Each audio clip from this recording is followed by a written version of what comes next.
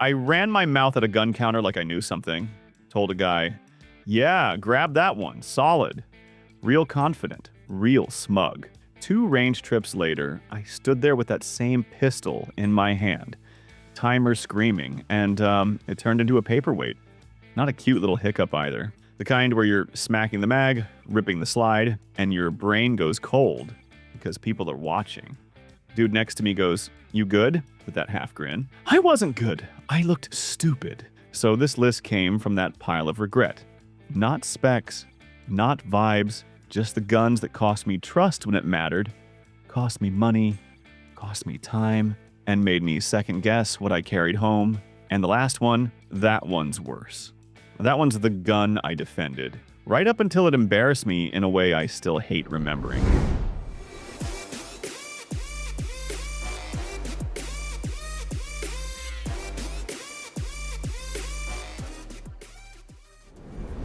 Last year, I bought a Taurus G3C because people wouldn't shut up about it. Dude, it's fine. Dude, it runs. Dude, best cheap carry. So I did it. Walked out like I beat the system. First few runs of the range, it started jamming. Not once. Not break-in. The kind of choke that turns you into a caveman. Tap, rack, stare, tap again, while the guy next to you does that polite little side eye like he's watching a car crash. My face got hot. I tried to laugh it off.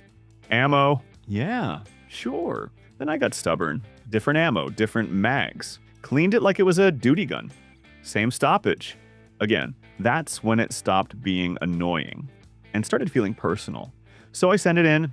Service center pulled the best trick I've seen in years. They vanished. Over a month of nothing. No updates. No, we got it. Just silence. And that's the real wound, because the jam was bad. But the ghosting told me exactly what happened the first time I needed them. I ended up fixing it myself because I refused to keep waiting. And that's why I say don't buy it. Not because it's cheap, because it made me earn basic function, and I still don't trust how it started. The Ruger Security 9 won at the counter. I don't quite remember when, but I stood there doing that responsible adult math.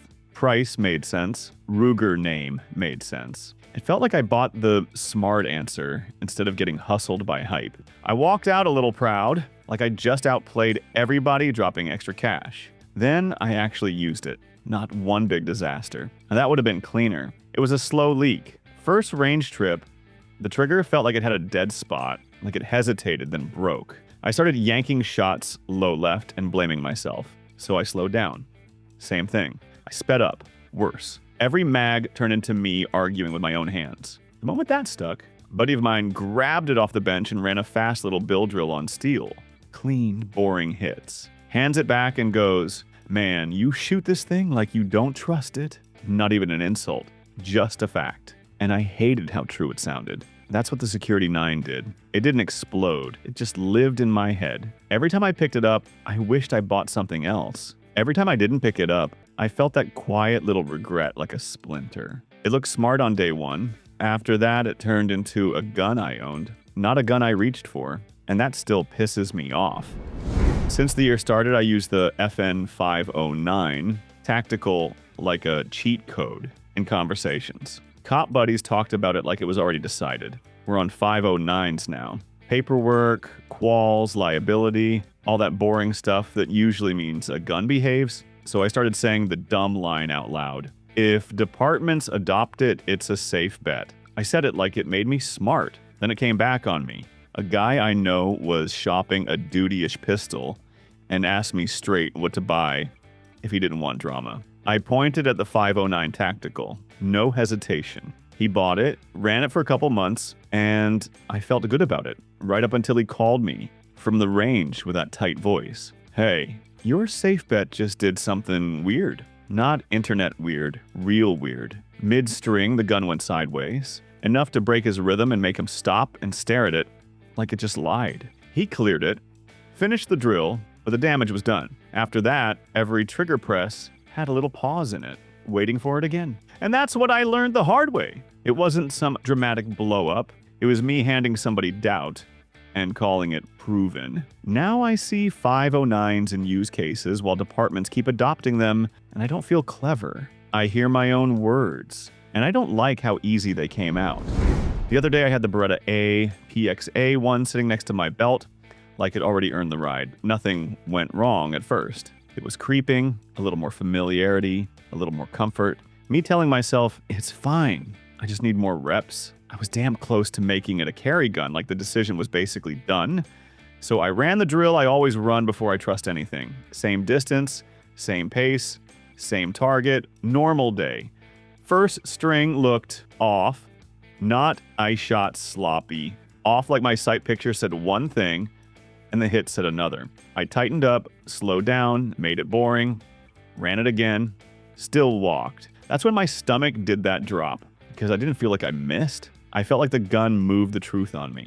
I stood there staring at the target, then staring at the APX like it owed me an explanation. And the worst thought wasn't about the group. The worst thought was I was this close to carrying this thing. I ran another mag because I wanted it to be me. It didn't fix the feeling. That trust didn't come back the same way. I packed it up, irritated, not relieved, because almost started sounding like a dumb gamble I barely avoided. Then the next one showed me a different kind of betrayal, because that one didn't scare me on paper. It scared me after I trusted it. Late summer 2024, heat sitting on my shoulders like a wet towel. I bought a SCCY CPX-2 because I wanted to be smart. That was the lie. It was cheap. That's the whole reason. I told myself it was a backup, a glove box gun, a better than nothing carry piece. I walked out feeling like I just outplayed every idiot paying real money. Then the CPX-2 started charging me in a different currency. It didn't blow up in one clean, dramatic failure. It nickeled and dimed me with doubt. First it was, Gaupai, maybe it's the mag, so I bought more mags. And then it was, maybe it needs break-in, so I bought more ammo. Then it was, maybe it's me. So I burned range time I didn't even want to spend on it. Holster, too, because I kept pretending I was going to carry it once I sorted it out. The moment it snapped was on the line, mid-mag, when I caught myself doing angry math instead of shooting. Not counting hits, counting dollars. I cleared whatever stupid little hiccup it gave me, looked at the pile of receipts in my head, and I felt my ears get hot like blood wanted out. A guy behind me goes, real calm. How much did you save again? And that's the CPX-2 in one sentence. It didn't save me money. It moved the bill into ammo, hassle, and that ugly little pause before every trigger press. That pause stayed.